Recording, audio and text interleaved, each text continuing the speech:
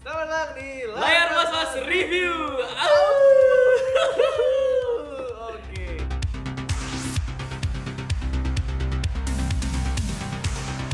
Balik lagi sama gue Dion Lebah Ganteng. Dan saya Tommy Pendakatsuki Iya. akan mereview film. Sebenarnya itu saya enjoy menontonnya. Enjoy Pak. ya? Filmnya itu well executed Pak, baik secara tone atau secara action itu gue suka.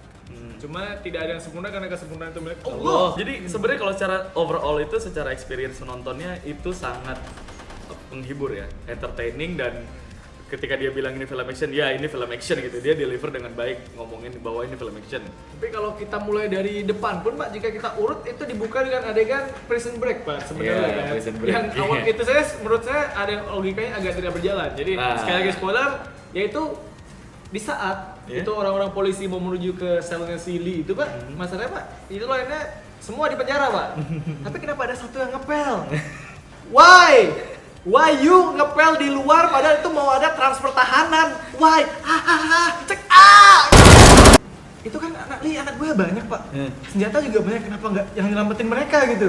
Iya juga ya. Gitu ya Pak. Ya. Lanjut. Poin yang paling pertama adalah klise film yang banyak banget nggak works. Sebenarnya ngerasa kayak terlalu banyak kebetulan. Mungkin kalau lu ngerasa risih sama hal-hal kayak gitu, lu mungkin bisa pasang ekspektasi rendah-rendah gitu. Tapi secara itu balutannya film action, ya udah itu klise film action gitu. Jadi kayak ya ditonton aja gitu kalau dari prediksi gua gitu. Gue ingin menanyakan satu hal Pak. Ini Iya. yang dari awal film tuh sudah kayak ingin ditanamkan nih Pak. Sudah mau dikasih tahu ke penonton tuh apa korelasi antara cerita si Ismail ini dengan Moby Dick Pak.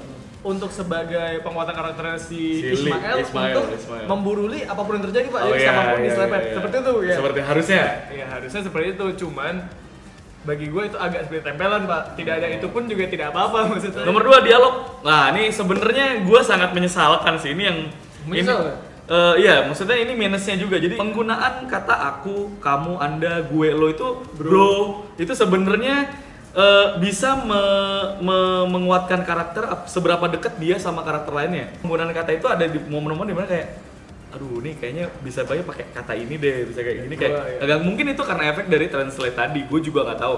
Tapi gue ngerasa itu harusnya bisa diimprove sih, karena semua deh film-filmnya The Raid yang gue ngerasa dapat infonya itu juga ada terjemahannya, itu pasti masalahnya sama di bagian itu gitu. Jadi kayak ada kalimat yang in real life lu nggak akan ngomong kayak gitu kok gitu. Atau apa? Itu sangat obvious. Iya.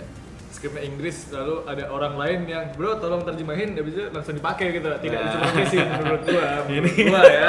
Gua pribadi artnya tuh tampak berantakan Pak. Bagus dong.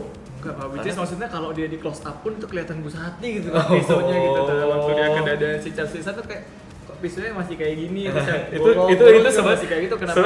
Sayang karena detailnya udah bagus, buat itu emang buat berantem, kenapa prop yang emang buat battle-nya malah digunakan di close up, mereka cuma tidak ada tapi part asli iya, gitu tapi ya, gini buat sebenarnya ini. kalau ngomongin artnya di film Indonesia, khususnya film Indonesia yang lagi bangkit sekarang ini film action The Raid apa segala macam bagus-bagus ini, kenapa kita selalu nggak, gue ngerasa gue pribadi secara subjektif, kenapa gue nggak bisa tenggelam di ilusi set desainnya mereka buat ini ya, nggak cuma di headshot sebenarnya. Jadi kayak lu ngerasa ini studio banget men, ini apa gitu, gue selalu nggak bisa ya gimana ya, apa sih masalahnya, gue nggak ngerti. Padahal budgetnya mereka gede-gede juga gitu, gue juga nggak ngerti kenapa film-film Indonesia tuh kalau ngomongin set pasti ini set benar gitu. Terutama saudara-saudara sekalian, ini adalah contoh kenikmatan menjadi kritikus film gitu ya. Nggak bisa sih, Bor. Ini salah satu contoh kenikmatan menjadi kritikus nih. Enak bener. Gue sebenarnya bukan ngomongin gitu. kritikus sih, tapi kayak why aja, lebih ke kayak overall sih, sayang banget aja gitu. Karena kan Jawa eman-eman. eman-eman gitu. Terus ini karakter. Nah ini dia Pak. Karakter. Saya merasa tidak ada chemistry Pak. Iya. Chemistry antara si Iko dan si Islan. Iko dan Iya. Islan, Ismail dan Ailin ini Iya, Pak. Ismail dan Gue Ailin, ya. merasa tidak ada alasan yang cukup kuat kuat lagi. Alasan yang Kuat. cukup kuat nih Kuat. antara si Aileen kenapa dia care benar dengan si Ismailnya ini Pak. Nah, menurut gua apa ya? Ini tuh gua kalau nginget-inget kayak gini, ini ngingetin gua film-film Jepang gitu, film-film Mike yang dia udah daily gitu tuh kayak semacam apa ya? Terlalu absurd dan terlalu cepet gitu reaksinya. Jadi kayak udahlah begitu. iya, gimana? Ya udah ya, pada akhirnya ini terasakan sangat-sangat tempelan, tapi ya udah ini harus adegan itu harus ada, chemistry itu harus dipaksa hadir gitu. Tapi buat gue yang secara story ya udah memang dia membungkusnya as a film action, ya tetap harus rolling ceritanya gitu maksudnya. Dibandingkan tuh sangat one dimensional menurut gua Iko dan si Islan ini Pak. Islan. Tapi menurut gua ada satu karakter yang bagus Pak. Dia tuh yang menolong plot Pak. Siapa? Yang kupingnya ketembak Pak. Gua dia yang menyediakan informasi ke agar supaya gua ada info ada orang terdampar nih. A, B, C, D-nya dia. Ada orang terdampar tapi tahu dari dia di rumah sakit. Dia dapat ingatan dapatnya dari dia. Betul. Oh bro, jadi ini markas tuh ya. Tontonnya bagus. Wah iya parah. Atau bagus. Parah. Shotnya, lightingnya parah. Wah anjir sih keren banget. Itu yang jarang tahun ini film Indonesia baru gue liat ini doang. Lightingnya itu communicate banget. Lightingnya itu communicate ketika dia marah dikasih lampunya merah. Oh itu parah, itu bagus banget itu. Kerasa banget itu di konsep. Itu nggak sembarangan, itu bagus. As a popcorn movie menurut gue itu sangat popcorn untuk ditonton bersama teman.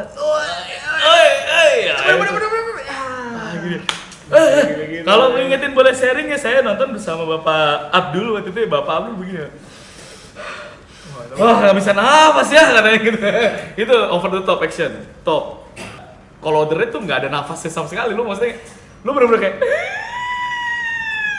lu apa lu meeting? Kok lu mau kawin sih? Kayak wah gitu banget. Tapi kalau di headshot dikasih jeda untuk nafas, dikasih jeda untuk nikmatin banyak shot yang di close up, di pelanin, di slow motion lebih indah. Lebih indah. Itu lebih indah banget. Itu salah satu plusnya dari headshot menurut gua.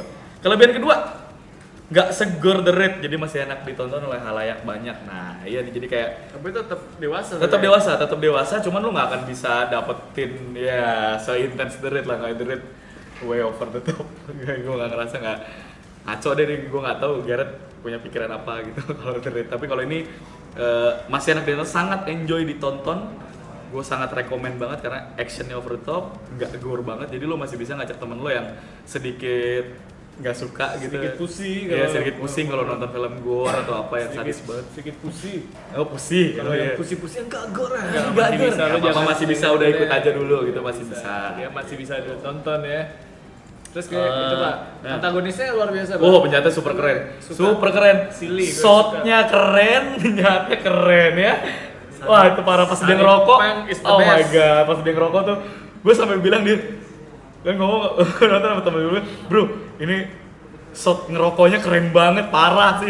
Gue kayak anjir keren banget, keren asli. Gue suka adegan dia makan mie.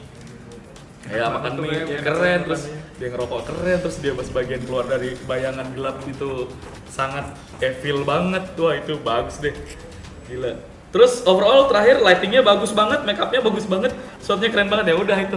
Gua kalau dari gua personalnya subjektif itu. Bonus point. Kalau dari gua kesimpulan ya, walaupun nggak sebanding sama The Raid, Headshot berhasil menyajikan sajian cerita yang nggak berat dan tetap brutal. Personally gua kasih 8/5. Kalau lu Top? Gua memberi 7 karena alasan logis yang logikanya saya tidak bisa menerima Pak. Nggak bisa menerima ya. Tapi as a story dan kawan-kawan dia mendapatkan 7. Wah, 7,5 maksudnya. 7,5. Itu 0,5 tambah karena pacar saya suka. 8/5 tuh tinggi, lo harus nonton karena Indonesia jarang banget punya film action sekarang ini, dan lo harus nonton supaya kita bisa nonton film-film action yang bagus-bagus lagi. Supaya bakal ada film-film action lain yang dibuat. Yang dibuat dan lebih bagus lagi gitu. Karena kemarin day pertama 58.000 loh Pak yang nonton. Iya makanya. Lumayan, bisa 200.000 bisa lah ya. Ya makanya itu. Oke, itu aja dari kami. Coba kalau kalian ada pendapat lain atau kalian ingin mereview film ini, di komen kan, bisa langsung tulis komen di bawah. Atau kalian yang nggak setuju sama kita, kalian juga tulis di bawah. Iya. Bang, lu sotoy anjing. Bang, sotoy gitu. anjing lu. Lu bikin film yang bener. Nggak usah ngeritik aja, lu bikin film cuma satu misalnya gitu. Ya udah boleh, udah bebas. Langsung bilang bebas gitu. ngomong aja, nggak apa-apa. Karena kita ini gua akan sangat personal. Jadi mungkin nanti kita akan sering ya. Yes. Oke, dari kita jangan lupa like, comment, share, dan subscribe di Layar TV. Sampai jumpa lagi di Layar Mas Review. Oke, please. Ya. Dadah. Bodoh amat.